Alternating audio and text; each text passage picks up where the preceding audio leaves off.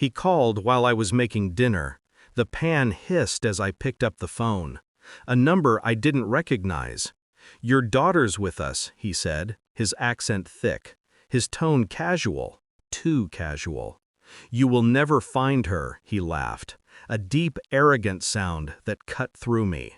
I didn't yell, didn't beg. I just said, "Put your boss on the phone." He laughed harder. "He doesn't talk to scum like you." I wiped the oil off my hands, stared at my reflection in the window. Steady eyes, calm breath. "Tell him," I said, "the winter wolf wants to talk." Silence. Then, click. The laughter stopped. A minute later, a new voice came on, deep, shaken. "Mikhail?" It had been years since anyone called me that name. I met Viktor Petrov 15 years ago, before either of us had blood on our hands. He ran a shipping company out of Odessa. I ran security consulting out of Warsaw. Different trades, same currency.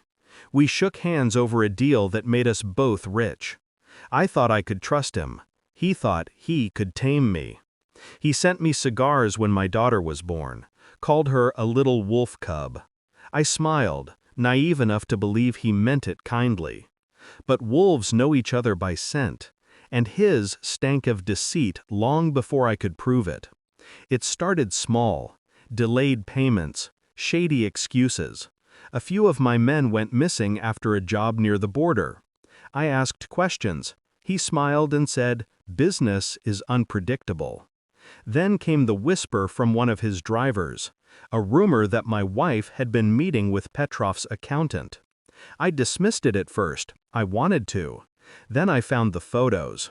Hotel room, same sheets every time. Her hand on his chest, wearing the watch I'd given her. I didn't rage. I poured myself a drink, stared at the glass, and made a list.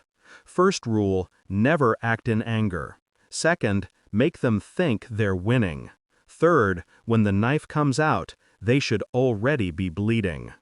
I withdrew from every deal that tied me to Petrov, quietly. I made new ones under shell names he couldn't trace. I fed him small wins, false intel, staged shipments. He took the bait every time. Meanwhile, I built my own network.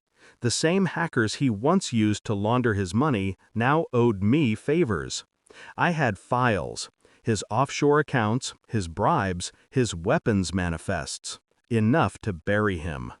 But I didn't want him buried. I wanted him awake when his empire collapsed. Then he took my daughter. That was his mistake. When he said she was gone, I knew it wasn't random. He wanted leverage, a way to remind me who held power. He forgot what I used to be. I traced the call in 6 minutes. The voice came from a warehouse near Smolensk. I didn't storm in guns blazing. No, wolves don't bark before they bite. I waited. I called his partners in Dubai, Hong Kong, and London. Sent them proof that Petrov had been skimming their cuts for years. Within hours, his accounts froze. His men started fleeing. Then I made one more call, to the warehouse. "Victor," I said when he picked up, "you have something of mine." He tried to sound amused. "You've lost everything, Mikhail." "No," I said softly. "You have."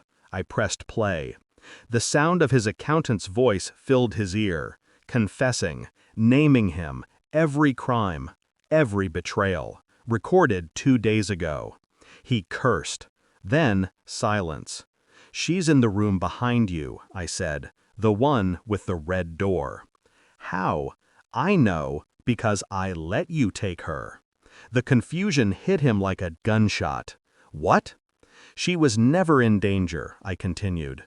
"My men have been in that building since last night. You've been talking on a line that's already compromised. By now, the FSB has your files. Your men are gone, your money's gone, and I'm the only one who knows how to make it stop." I could hear him breathing hard, pacing. "What do you want?" "I want you to understand," I said. "You don't take a wolf's cub."